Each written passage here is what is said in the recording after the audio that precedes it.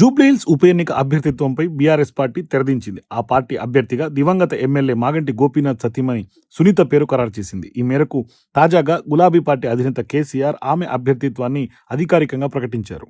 కాగా అనారోగ్య కారణాలతో జూన్ 8న ఎమ్మెల్యే మాగంటి గోపీనాథ్ కన్నుమూశారు. ఆయన మృతితో జూబ్లీహిల్స్లో ఉప ఎన్నిక అనివార్యమైంది.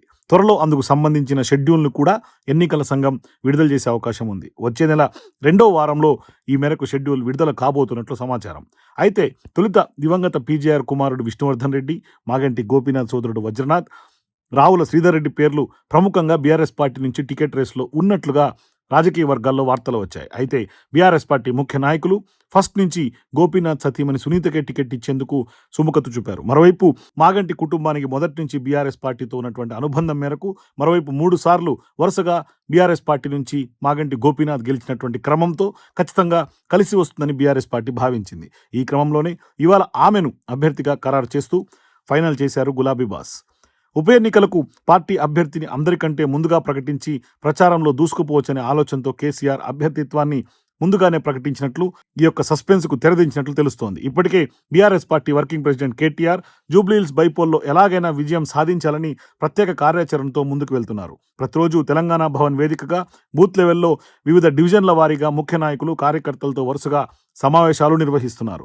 మరోవైపు కాంగ్రెస్ పార్టీ 6 గ్యారంటీలను కూడా ప్రజల్లో బలంగా వాళ్ళ వైఫల్యాలను కూడా ఎండగట్టేందుకు బీఆర్ఎస్ పార్టీ ప్రత్యేక స్ట్రాటజీతో ముందుకెళ్తోంది.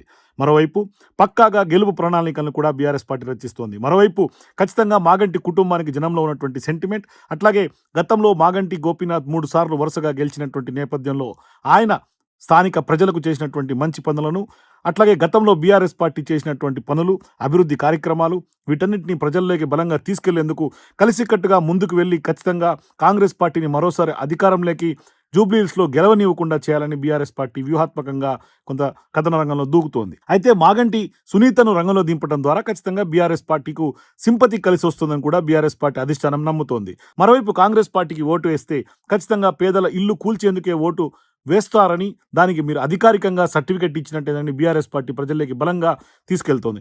దీంతో ఖచ్చితంగా బీఆర్ఎస్ పార్టీకి కొంత కలిసి వచ్చే అవకాశాలు ఉన్నట్టుగా కొంత పార్టీ భావిస్తోంది. సో అందరికంటే ముందుగానే అభ్యర్థిని ప్రకటించి బీఆర్ఎస్ పార్టీ రేసులో ముందు వరుసలో నిలబడుతున్నట్టుగా కనిపిస్తోంది. మరోవైపు ప్రముఖ పార్టీలన్నీ సర్వేలు చేయించి ఖచ్చితంగా జూబ్లీహిల్స్లో ఎవరి గెలుపుపై వాళ్ళు ధీమా వ్యక్తం చేస్తున్నటువంటి నేపథ్యం కూడా రాజకీయ వర్గాల్లో హాట్ టాపిక్గా మారుతోంది.